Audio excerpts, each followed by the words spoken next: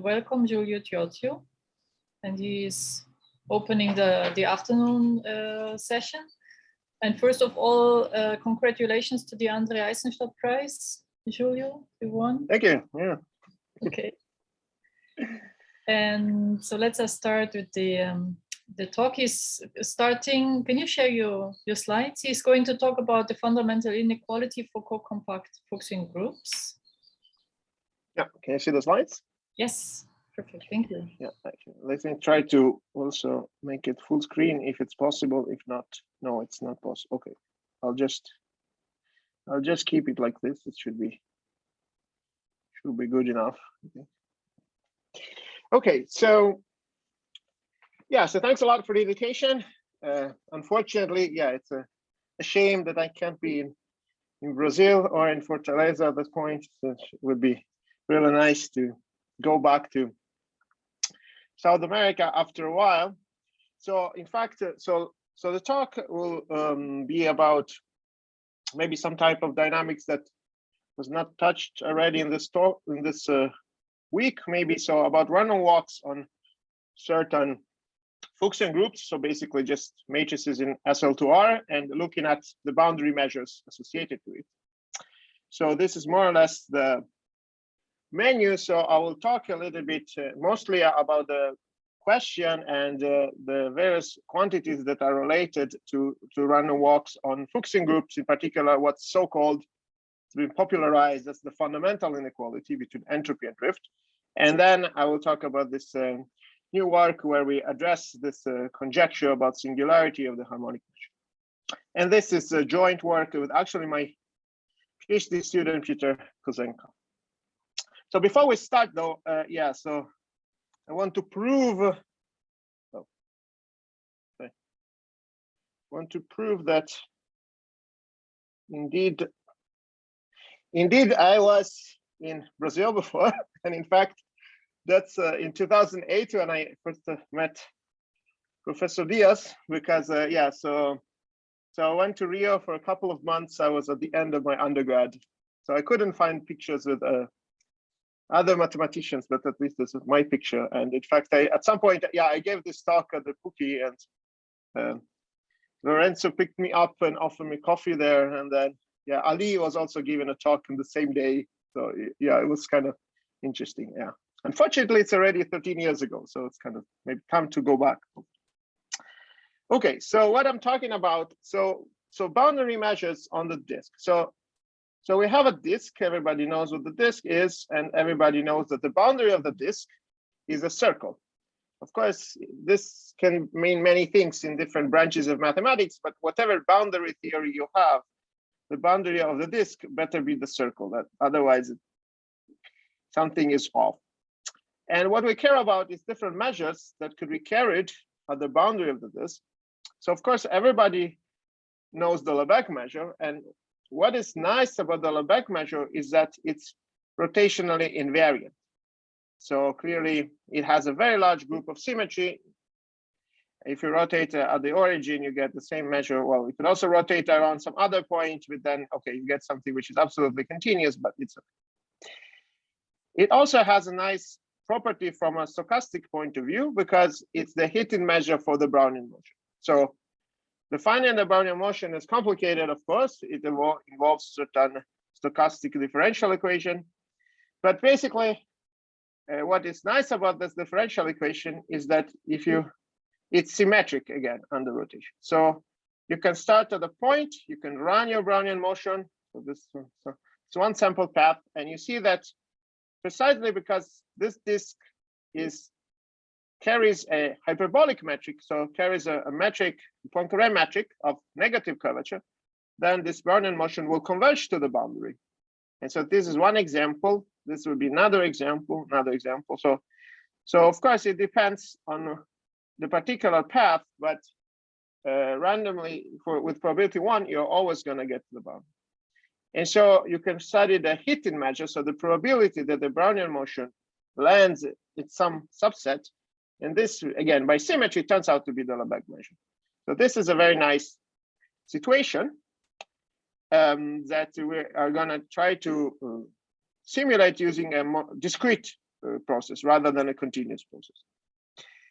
So the other type of process that we can look at is a run walk. So this will be discrete time process.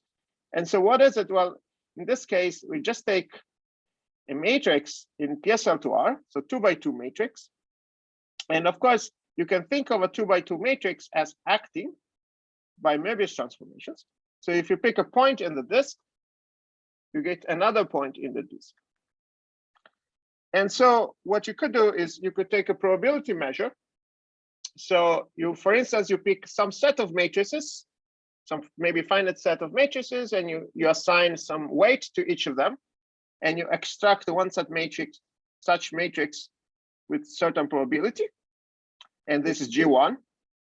And then I extract another matrix from the same set independently of before, and you get G2 and so forth. So you get a sequence of IAD elements.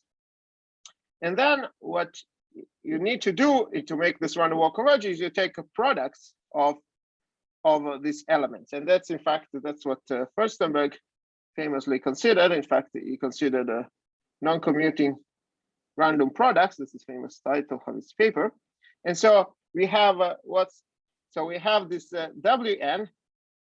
So Wn is the product of G1, G2, Gn. So Gi are independent and identically distributed, and then you take products. So these are more interesting. They're not IAD anymore. So this is an important definition. And once you have this, you can pick a measure on the group and a base point, and you can run this run walk. So again, you extract G1, G2, Gn, and so forth. And then you get, you can track these points on the circle. So O would be your base point, and then the first step would be W1 of O, and the second would be W2 of O, and so forth. So here there is something that you have to be careful about. It looks like that you did the operation in the wrong order, but this is the only way that it possibly makes sense. So you multiply the GI on the right and the act on the left. Yeah, this is the only way to actually make this process converge. So in fact, from the time of Furstenberg, this is the convention, even though it looks a little weird, maybe So this is the process. And again, in fact, what Furstenberg famously proved is that if you take a measure that generates a group that is large enough, for instance, Zariski dense, something like this, so non-elementary is enough, then almost every sample path converges to the boundary. So you take this sample path and you get the boundary point with probability 1. And so this tells you that you can define what's called a hidden measure or harmonic measure, which is, again, if you have a subset of your boundary, you can tell how big, so what's the probability of hitting this subset. So this is a very important definition. So maybe it's a good time to stop to ask for questions or clarifications, because this is the main character. So I don't know, are there any questions from the audience?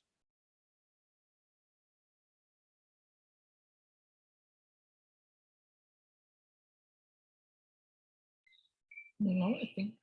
No? Okay, good. So okay, so this is the important measure. So again, so we have two classes of measures. One is for instance, Lebesgue measure, so measure which is geometrically interesting, and the other is harmonic measure, which is the hidden measure of this random walk.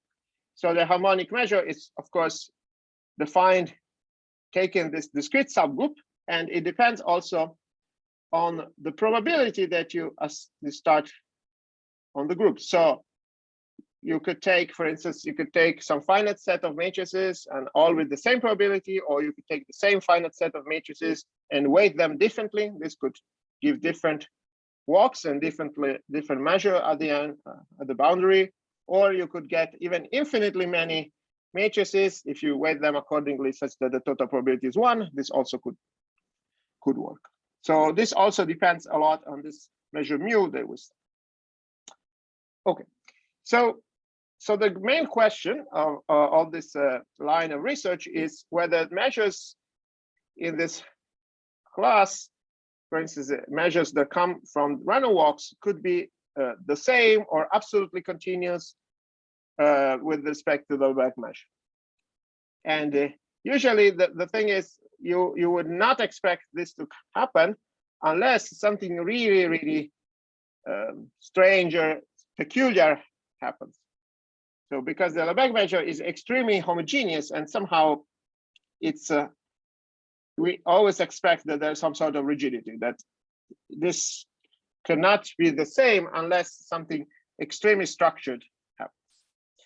So in fact, the reason why this questions came about is from Furstenberg's work. So in fact, he, at the beginning of his work on rigidity, he produced for any lattice some random walk for which the hidden measure is in the same class as the Lebesgue measure.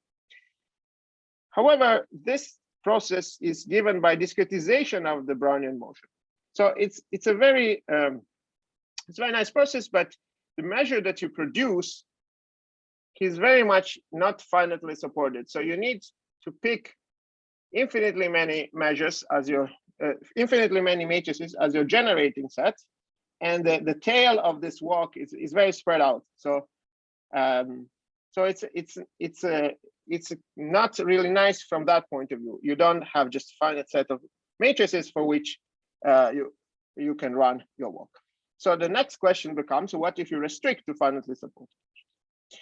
And in that case, basically, we don't know any example where. So okay, well, I'll be more precise, but basically, it's extremely hard to produce measures which are absolutely continuous in this process. So in fact, there are various cases.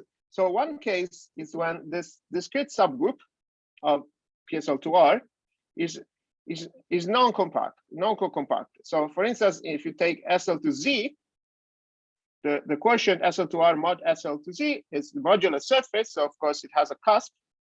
So this of course is related to many things: geodesic flows, Diophantine approximation, continued fractions, Teichmüller theory, many things. So in this case, since there is this cusp, basically any finitely supported measure that you take produces a singular measure of the mark. And this has been proven in many versions by various people with different techniques and various generalizations. These are so Guevara-Lejeune started with the SL to Z case, and there are many versions of this in higher dimension. Even in Teichmüller space, you could have a version of this. So there are many versions of this. But the point is this group is always not cocompact. So the quotient always has this cusp, and you want to study using the geometry of the cusp, somehow you get this singularity. But what if there's no cusp? So this is what is harder, actually. So in fact, at some point, Kamenovich and Le Prince were very bold, and they even conjectured that for every finitely supported measure, even in any dimension, so in SLDR, not just SL2R, you get a singular measure at infinity.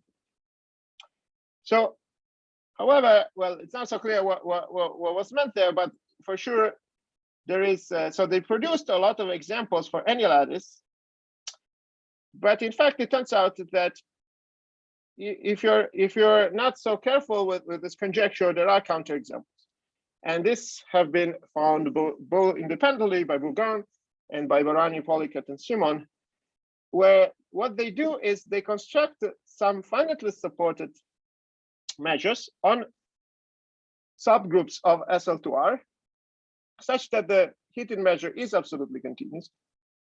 However, here they use some other trick. They sort of cheat in some other way, because the group that this generates is non-discrete. So you have a finite set of measures, but the subgroup generated by it is enormous, and so there is no geometry left. This you can't take a quotient, because it's this group is really nasty in some sense. But if you allow that, then you can produce. So maybe it's kind of natural to refine this conjecture and say, okay, now suppose even in SL2R, whether you have a discrete group and it's co-compact. And again, so at this point, you have nice geometric quotient. So the quotient is a nice hyperbolic manifold, hyperbolic surface. And then you could ask the same question. And in fact, that's some of the question. So yeah, actually, it's also interesting to compare this discrete question with the continuous version of this question. And so the continuous version is famously solved by Le Drapier. And the solution is really beautiful. So for the Brownian motion, the hidden measure is, if you take a variable negative curvature surface, the hidden measure is absolutely continuous if and only if the curvature is constant. So if you take a completely homogeneous case, then the hidden measure is the same as Lebesgue. But if you introduce in a homogeneity in the curvature, then you never get this. So this is, of course, a very nice theorem, but it seems like the flavor of the discrete version of this is kind of different. In fact, basically, we always expect the singularity. Even in the most homogeneous case, we still expect that this measure would be seen. And in fact, this is what I initially proposed to my students, were to work out some special examples. And this most symmetric example of all is that if you take a Fuchsian group whose fundamental domain is just a regular polygon. And in fact, surprisingly to me, he did solve this question for a high number of sites. And then it turns out that there was also another paper roughly at the same time by Carrasco, Les, and Paquet, where they also gave more or less this similar argument for a regular polygon. So what the main topic I want to talk about today is generalization of this to more general cocompact Fuchsian group. So where it's the polygon is not just right. Are there any questions so far?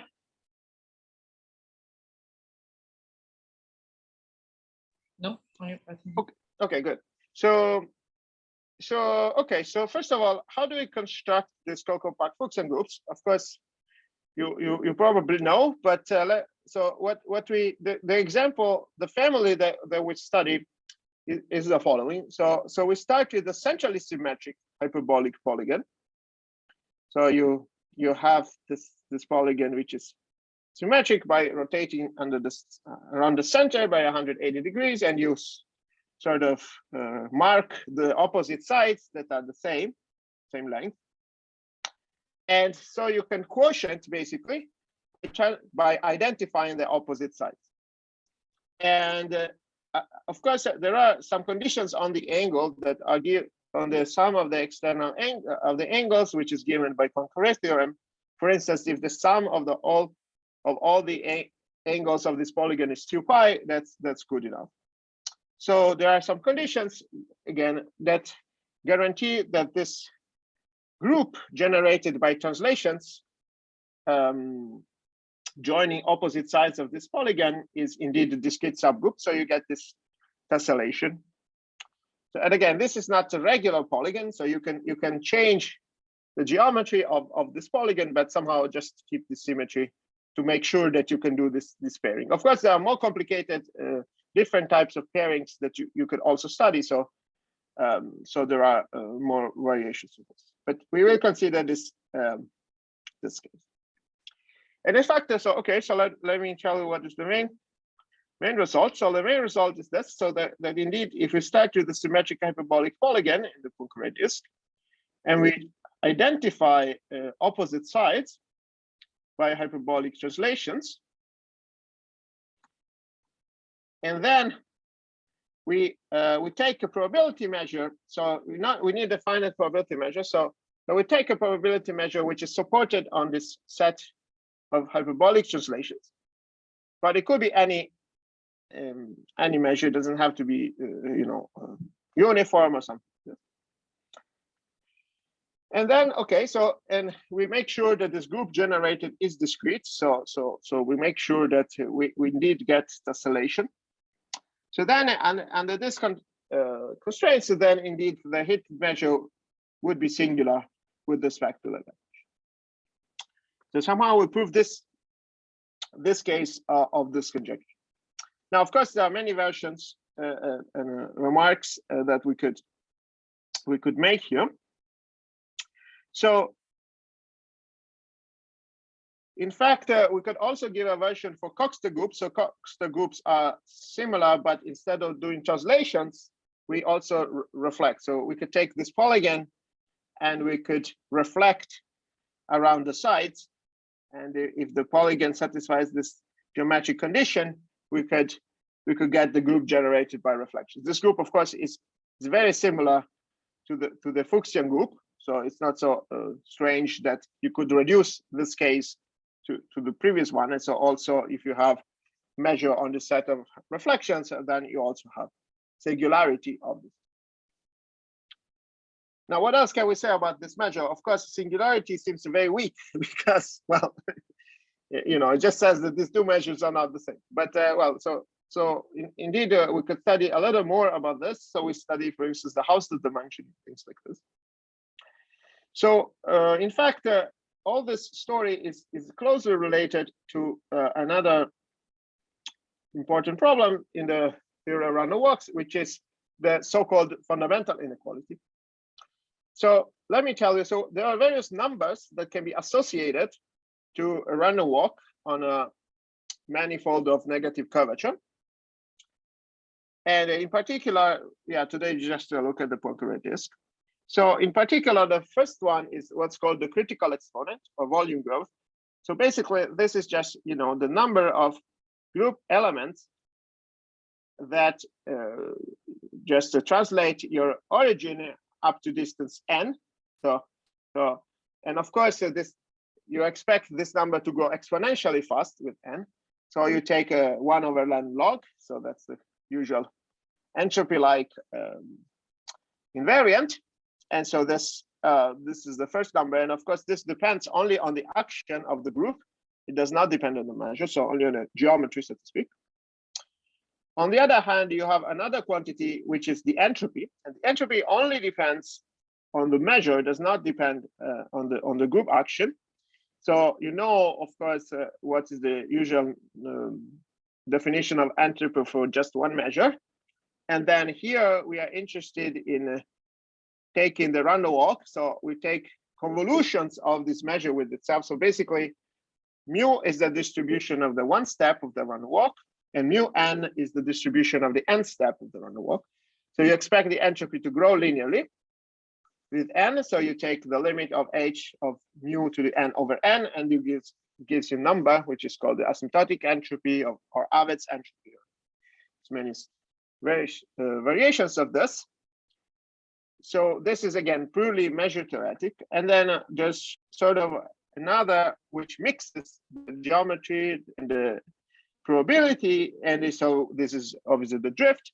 So the drift is just basically the speed of the random walk. So you take the n step and you look at how far you go after n steps.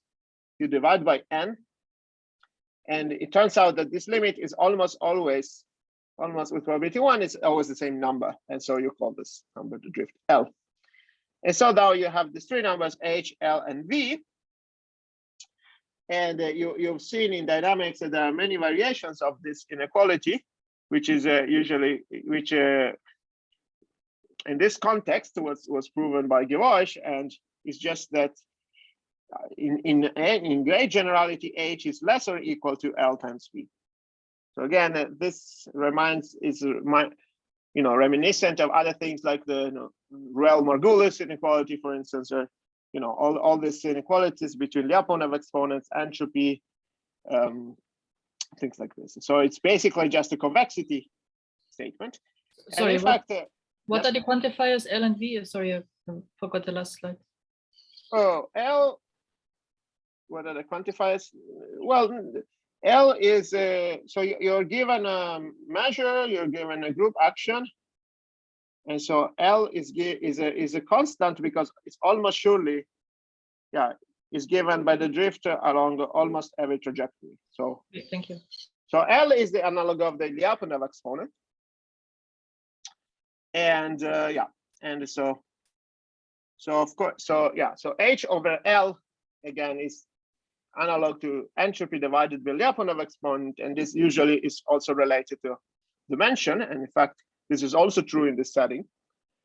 So all this part we really know because people have studied a lot about this measure. So we know that H over L is the dimension of this measure. And so it's obviously true that the Hausdorff dimension of this measure is less or equal than V, and V is basically the topological dimension. So the inequality is somewhat expected. Of course, the part which is hardest is whether this inequality is indeed strict or it's inequality, could be inequality. And so here, yeah, so this, we enter into this rigidity story. So basically, for instance, in this case, if you have a cocompact group of isometries of a hyperbolic space, Lebesgue and Mathieu prove that you have equality in this inequality if and only if the harmonic measure and the Lebesgue measure are in the same class. So these two problems are equivalent. So this we already know. So we already know that these problems are all the same. And so, of course, this is a very, very strong statement because it allows you to study just this invariance, even though, of course, to compute this invariance, in particular, to compute the drift is not easy at all in general, even for just two matrices. So, in fact, there's even a very surprising result of Giulio, Mathieu, and Mokoran, which, however, is with respect to the drift for a different metric, not the hyperbolic metric that we will consider, but the word metric, that the inequality is strict unless the group is virtually free. But this is a completely different statement in the sense that this L here is computed with respect to different metrics. So this last result is very nice, but does not touch on what we actually care about today, which is the drift for the hyperbolic. Okay, and in fact, so as a consequence of this, of course, our result, in fact, also shows, first of all, so in this case, when you have a cocompact Fuchsian group, V is equal to 1. I mean, just because this is the growth rate of the group is the same as the growth rate of balls in hyperbolic space. So curvature is -1, so V equals 1. So that's somewhat, so you don't care too much about V. But of course, equivalent to our result is that H is strictly less than L. And also that the Hausdorff dimension of this measure is strictly less than.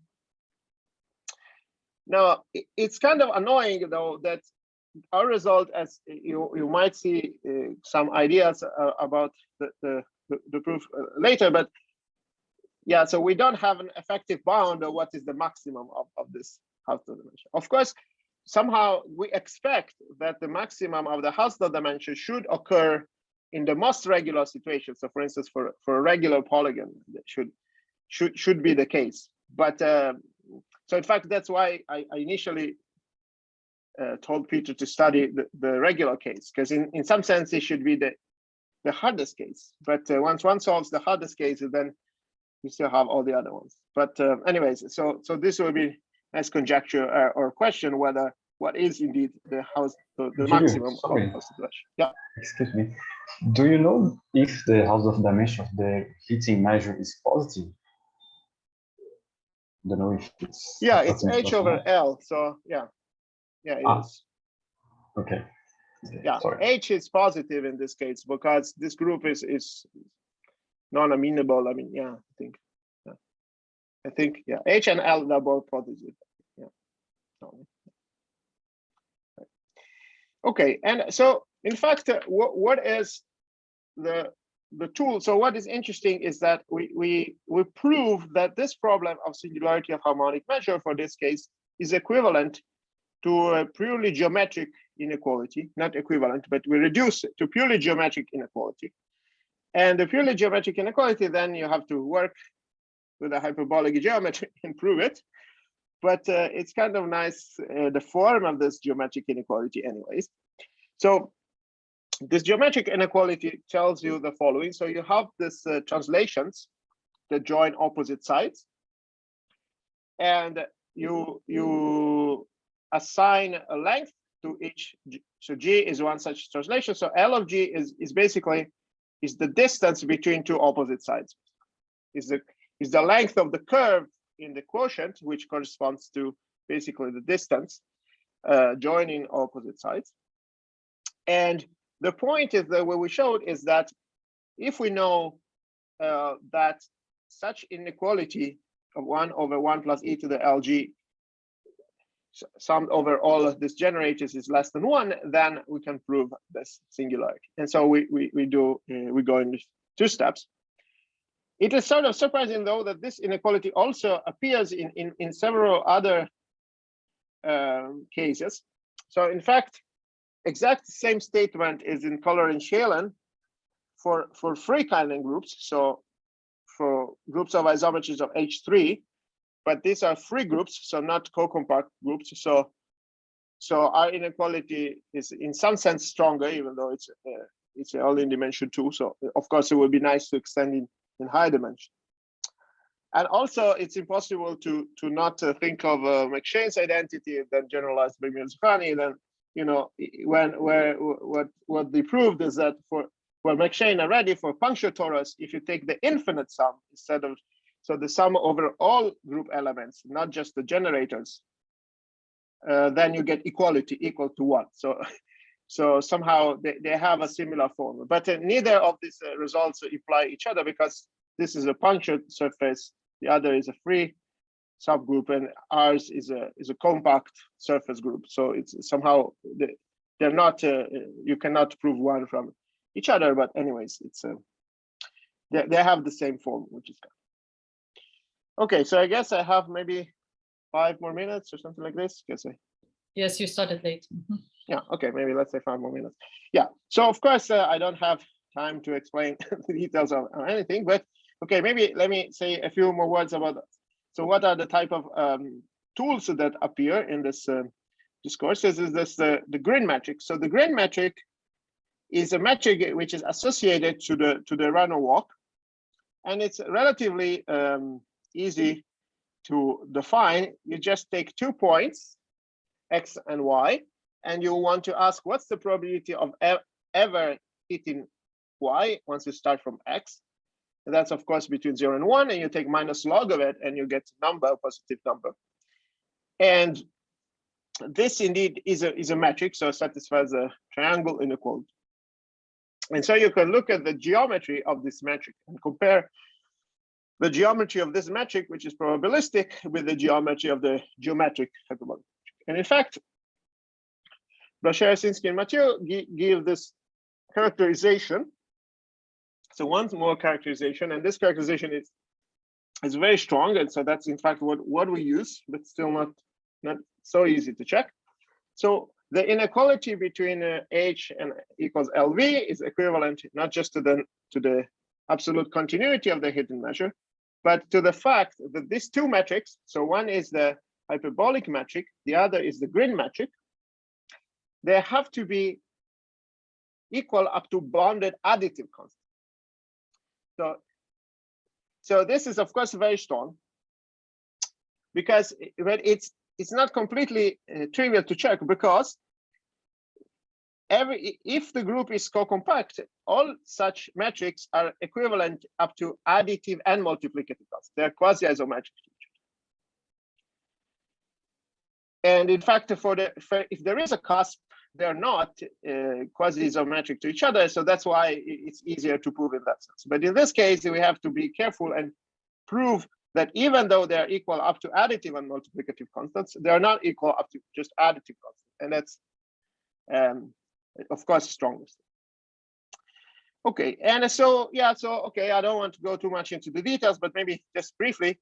So what is the basic idea? The basic idea is that so there's some easy lemma that whatever the proof is, it says the following, that if this measure, the Hittin measure, was absolutely continuous, it implies, in fact, that the translation length, so the geometric translation length, has to be less or equal than the grid metric for every group element. So basically, and the reason is because if there's a strict inequality, then you take powers and this gap increases and goes to infinity. So you cannot have that these two metrics are the same up to bounded additive error. So this is a pretty strong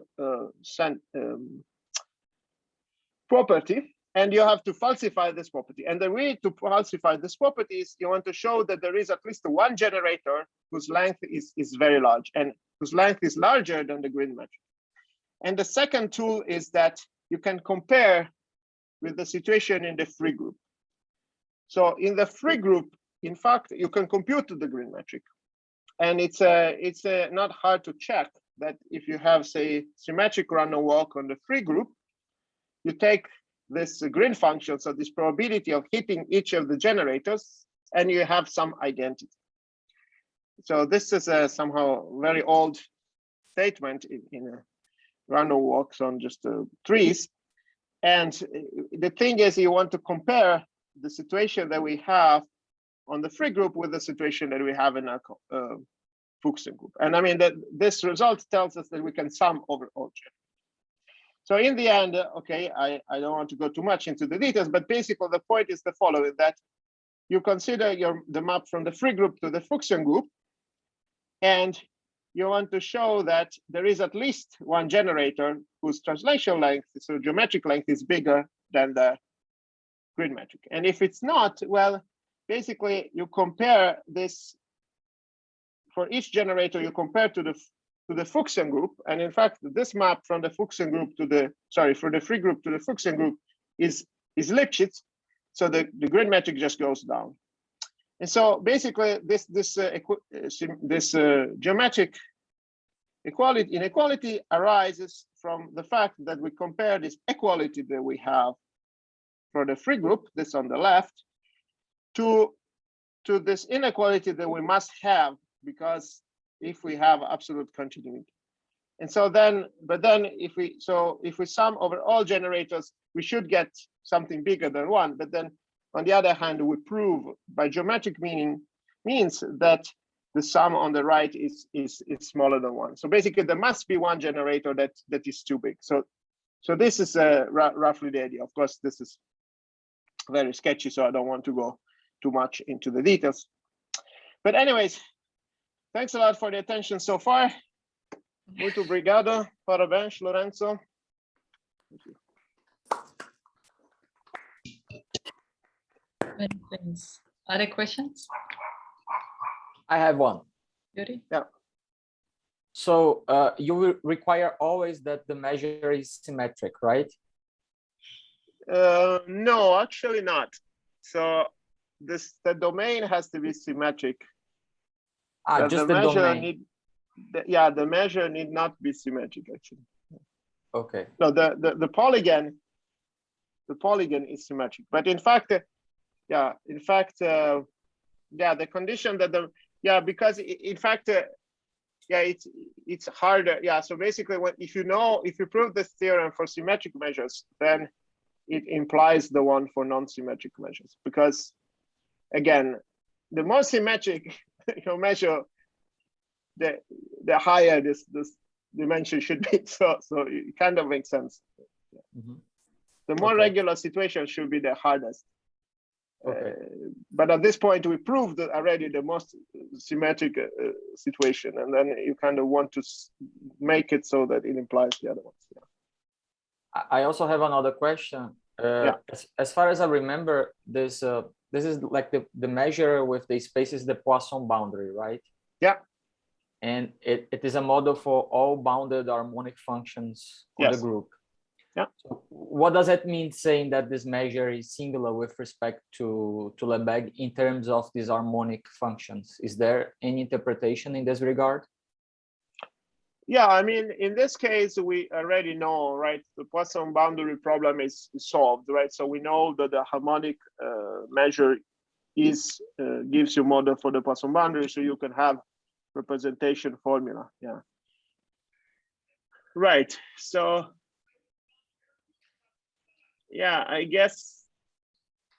Yeah. Yeah, I mean, in naive terms, you could say that if you integrate with respect to the Lebesgue measure,